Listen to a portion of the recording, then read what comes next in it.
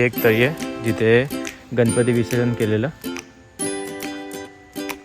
हे 4 दिवस कसे गेले कळायला पण नाही. असं की सुंदरसं या गावाला माझ्या घराला बाय बोलूया. साताराचा हायवे भेटलेला, काय सुसाट हायवे, एक नंबर हायवे. कतराज टनल. लहान पोराला उभं ठेवलंय. हे काय करताय बाबा तुम्ही? काय ते झालंच ना. हे एवढं पण पुण्याचं ट्रॅफिक नसतं बाबा. आई शपथ, पूर्ण ब्रिज भरला भाई साहब. आबो आबो आबो आबो आबो आबो आबो आबो. नेक्स्ट व्लॉग एक प्रिपरेशनचं असणार आहे. त्यानंतर परत राईड स्टार्ट होणार आहे.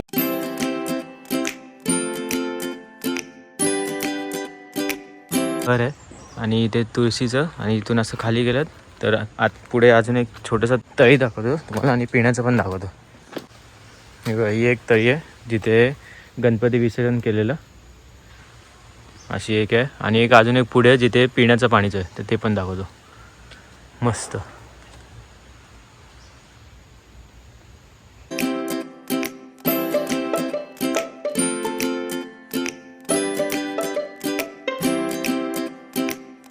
हे पिण्याचं पाणी आहे.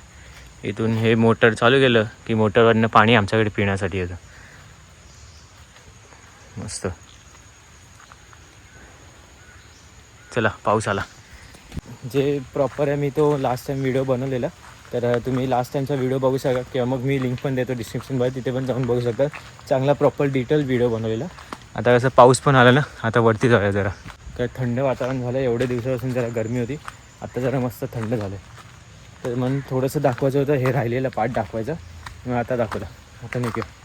हॅलो एव्हरीवन, कसे आहात सगळे? होप सगळे मस्त असाल. नेहमी गावाला आल्यावर असं वाटतं की अजून थोडं राहावं, पण हे 4 दिवस कसे गेले कळायला पण नाही. तर सध्या आता पण निघतो आहे. मस्त की एक गाव आहे माझं, सुंदर असं गाव. आता बाईकवरती पार्क केले, सगळं सामान घेऊन जाऊया. तर मी आजचा दिवस म्हणजे मी उद्या निघणार आहे, पण आज मी सावंतवाडीला थांबणार आहे. तर हा जो पार्ट आहे मी उद्या ह्याच्यातच कंटिन्यू करेल.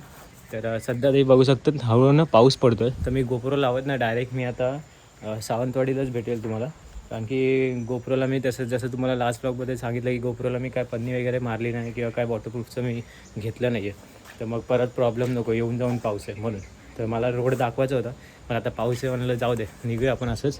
मस्त की सुंदरसं या गावाला माझ्या घराला बाय बोलूया. नेक्स्ट टाईम बघू कसं कधी. आता मे बी जास्तीत जास्त गणपती बरेच, आणखी मध्ये काय फेस्टिवल असेल तर कसं 2 दिवस फेस्टिवल असतं आणि मला कसं ऑफिस पण असतं, मग सुट्टीचा पण प्रॉब्लेम बसतो.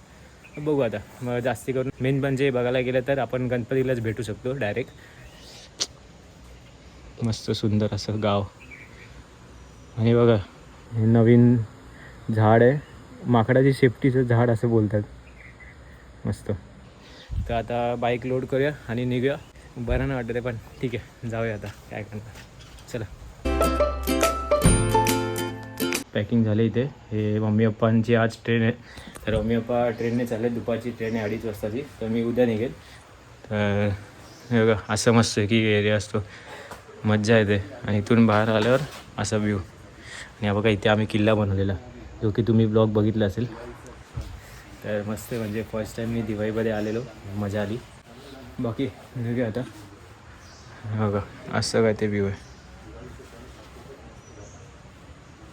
एवढी इथे मजा केली ना, एवढी म्हणजे तुम्ही विचारच करू नाही शकत. कारण की कसे सगळ्यांना सुट्टी असते, सगळे कझिन्स वगैरे भेटतात, मग त्यात अजून मजा येते. सगळे आमचे म्हणजे स्टोरीज वगैरे चालू असतात. रात्री आम्ही लेट झोपतो, सगळ्यांची मस्ती चालू असते. दमशराज खेळलो मेन म्हणजे, म्हणून मग अजून मजा येते सगळ्याला. तर बरं ठीक आहे, आता गणपतीला येऊ तेव्हा अजून मजा येईल. तेव्हा पण मी ब्लॉग बनणारच आहे. सध्यासाठी आपण आता निघूया इथून. ऑलमोस्ट पॅकिंग वगैरे सगळं झालं आहे. 2 घर आहे, एक हे आणि एक मांगरातलं घर बोलतात. म्हणजे इथे आम्ही रात्रीपासून मस्त की दमशराज वगैरे खेळायचं, असं पूर्ण एरिया. आता तर सगळे घरी गेलेत म्हणून लॉक केलं आहे, पण इथे मस्त की आम्ही दमशराज वगैरे खेळतो आणि असं सरळ मस्त मजा आलेली. पण आता जे मेमरीज आहेत ते सगळे बनवून घरी जाऊन व्हिडिओ एडिट करायचा आहे, आणि तो एडिट करून तो तुम्हाला पण दाखवेल. म्हणजे आम्ही पण मजा आणि तुम्हाला पण मजा आहे. तर बघू आता, जसे व्हिडिओज एडिट होईल जसं मी व्हिडिओज एडिट झाले की तसं मी व्हिडिओ टाकत आहे.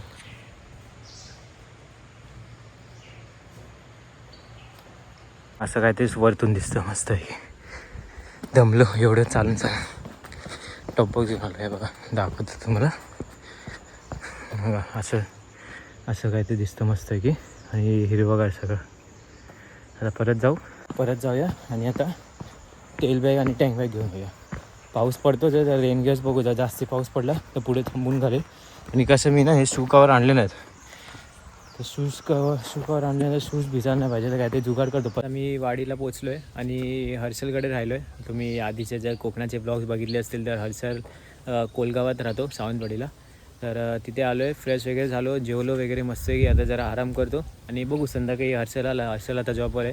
हर्षल आला मग कुठेतरी आम्ही जाऊ असंच राऊंड मारायला, कारण की मी उद्या सकाळी पहाटे निघेल. तर जाताना मी आंबोली मार्गेच जाईल, कारण की 2 रोड आहे, एक तर ओल्ड रोडने जाईल म्हणजे मुंबई गोवाने, किंवा मग आंबोली घाटवरून. तर आंबोली घाटवरनं जाईल, पण थोडं लेट निघेल, कारण की कसं फॉग वगैरे असू शकतं ना, आता पाऊस पण चालू आहे आणि तिथे आंबोली घाटवर नेहमी फॉग असतो. तर मग विचार करतो आहे 6 वाजता ठीक आहे, 6 वाजता ते आंबोली घाटवर पोहोचेपर्यंत उजेड पण होईल. तिथे बाईक लावली आहे, तुम्हाला दाखवतो. आणि इथून बाहेर आलो, मस्त असा व्ह्यू सुंदर.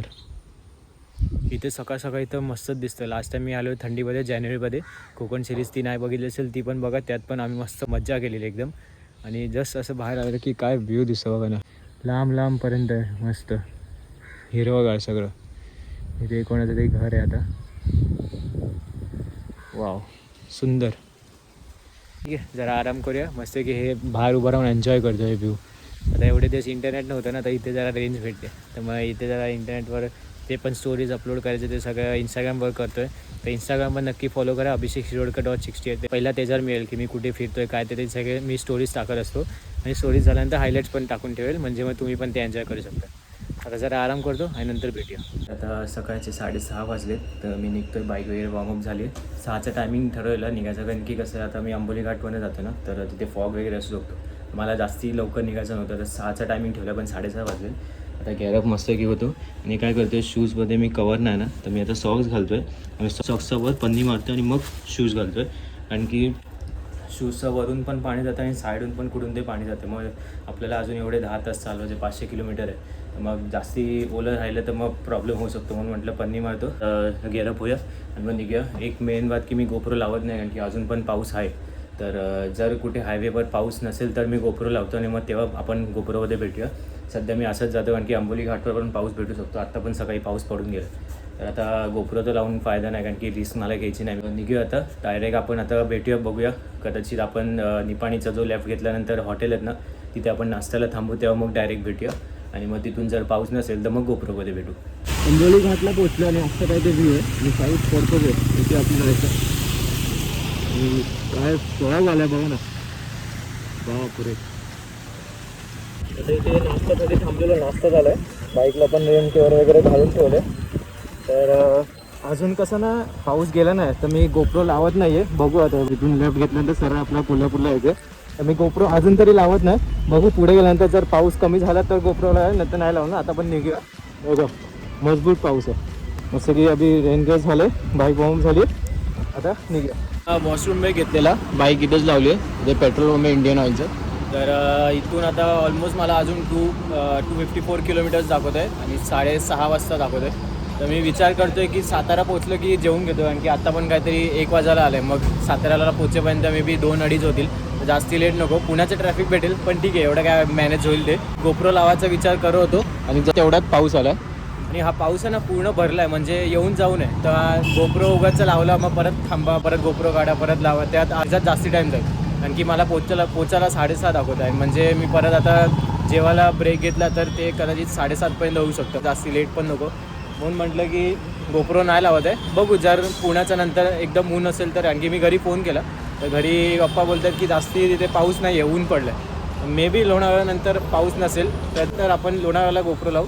नाही तर सध्यासाठी आपण आता इथून निघूया आणि साताराला ब्रेक घेऊया जेवणासाठी. मे बी सातारा क्रॉस केल्यानंतर, कारण की सातारापासून ना 1 नंबर हायवे. कारण की येताना मी बघितलं ना, सातारा ते कोल्हापूरचं मध्ये. आता मी कराड सोडलं आहे, तर कराडचा ट्रॅफिक झालं आहे, म्हणून म्हटलं जरा ब्रेक घेऊया, जरा स्ट्रेचिंग वगैरे करतो आणि मग निघूया आपण. बाकी राईड मस्त आहे, मजा येते. खूप बोलायचं होतं तुमच्याशी गोप्रो लावून वगैरे, पण ते फिलिंग्स जे शेअर करायचे होते, कोकणाची जी एक्सपिरियन्स होता तो शेअर करायचा होता. पण काय करू आता, पाऊस आहे. जेव्हा मी निघालो तेव्हा पाऊस नव्हता, म्हणून मी टॅग वगैरे घेत नाही. म्हटलं की एवढा पाऊस नसणार.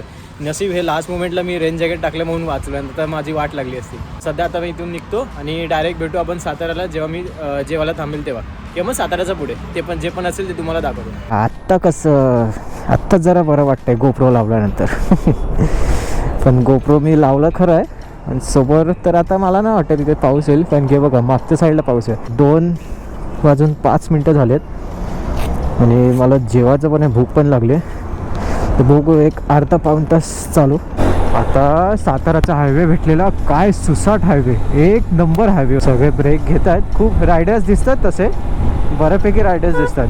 हां समोर बघा एवढं मजा आली बरं, काय सांगू. सकाळी नुसता पाऊस, ते आंबोली घाट उतरलो, त्यानंतर आजराला पोचलो तरी पाऊस.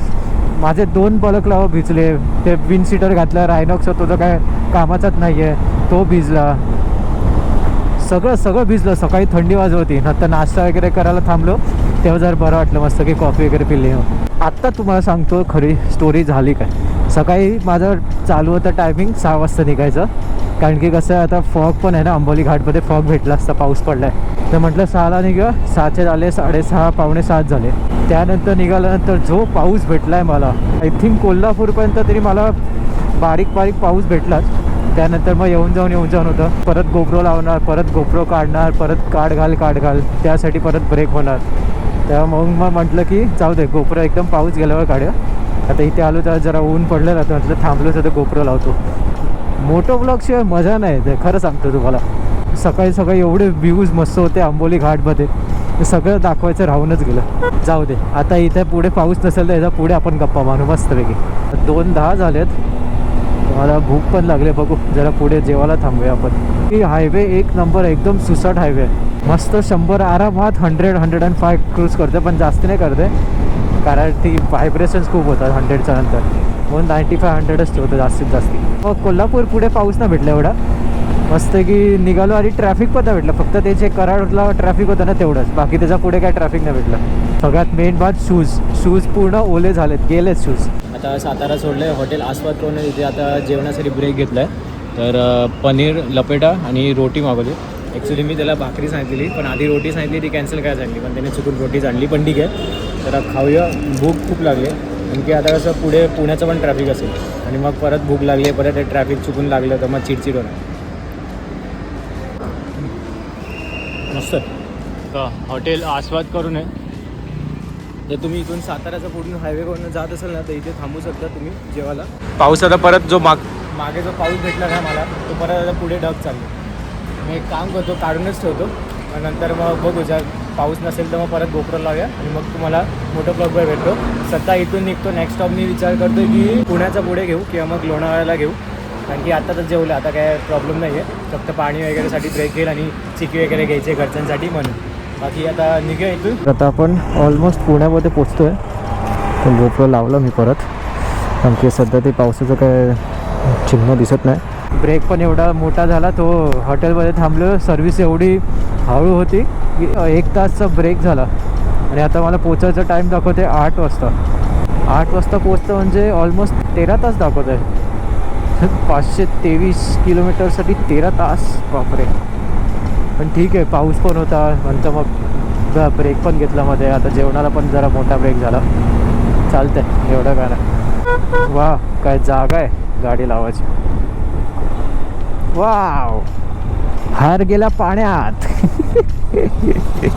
हार फेकला. फेन्स लावलेत, तर फेन्सचा वरून पण हार फेकला. वा हा, आज पहिल्यांदा सूर्यदेवताला बघतोय बाबा.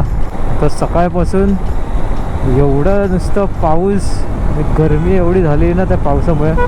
पुण्यामध्ये पण आपण एंटर होणार तेव्हा पीक टाईम असणार आहे ट्रॅफिकचा. मी तर इथे मॅप पण नाही लावलं आहे अजून, सकाळपासून विदाऊट मॅपच निघालं. कतराज टनल 1338 मीटर.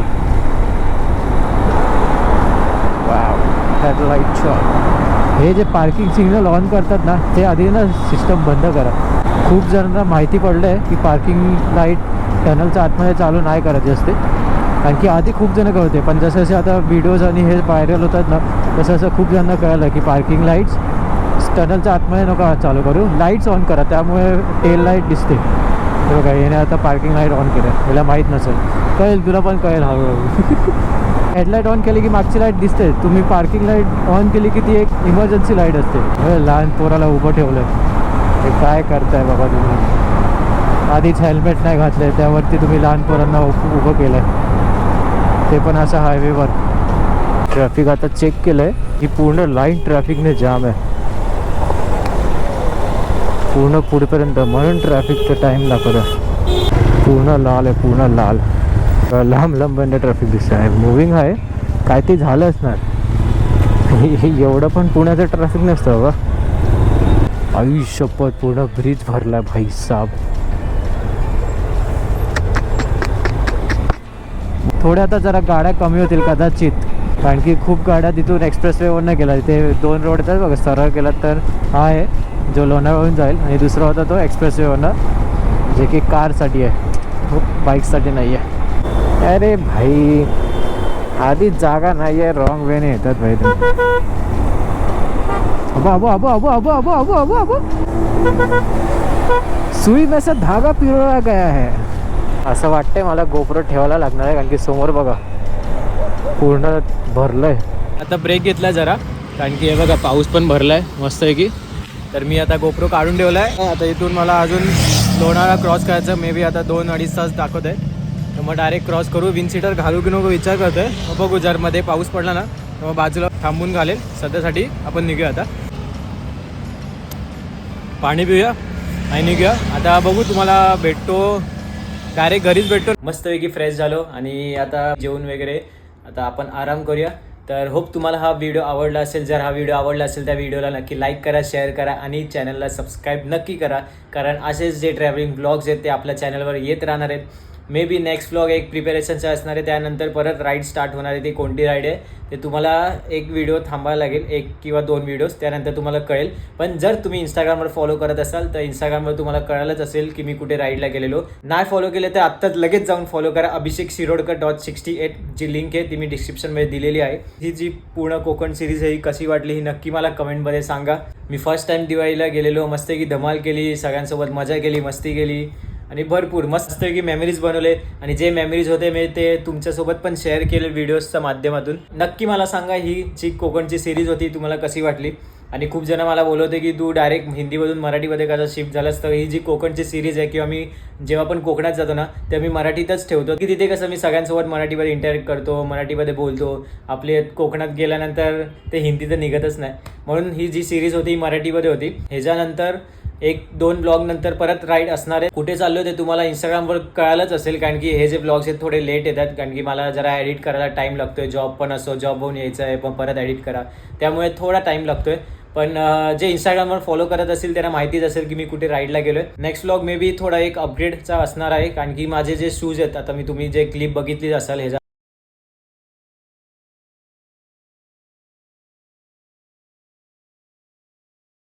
माझे जे शूज होते सोले स्काउट, जे की मी आय थिंक 1-1.5 वर्ष झाला मी घेतलेले.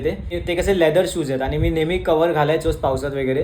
पण आता कसं मी कवर कॅरी करतो केलं आणि फक्त एका पावसात मी ते कवर नाही घातलं तर लगेच मागच्या साईडने क्रॅक पण गेले. तर मी आता म्हणजे विचार केला चेंजच करून टाकूया, कारण की ते कसे आपले रायडिंग शूज असतात, ते काय असे नॉर्मल शूज नाही की आपण त्याला शिवून वगैरे घालू शकतो. तर मी म्हणजे हे शूज मी ठेवणारच आहे. रेनी सीझनमध्ये हे हाफ शूज घालेल. आणि जे आता मी नवीन शूज घेणार आहे, मे बी मला म्हणजे असं अजून डायसी आहे की मी परत सोलेसाठी जाऊ की नको, पण कारण की ते परत लेदर शूज आहेत, त्यात पाणी लागणार, परत खराब होणार. मी विचार करतो ना थोडे लॉंग बूट्स घेऊ, शिन किंवा काफपर्यंत जे शूज असतात ना ते. तर माझ्याकडे ऑप्शन तसे आहे, फ्लाय रेसिंग मॅव्हरिक, रायडा ट्रेलक्राफ्ट आणि सोलेसचे ॲडव्हेंचर एक्स प्रो.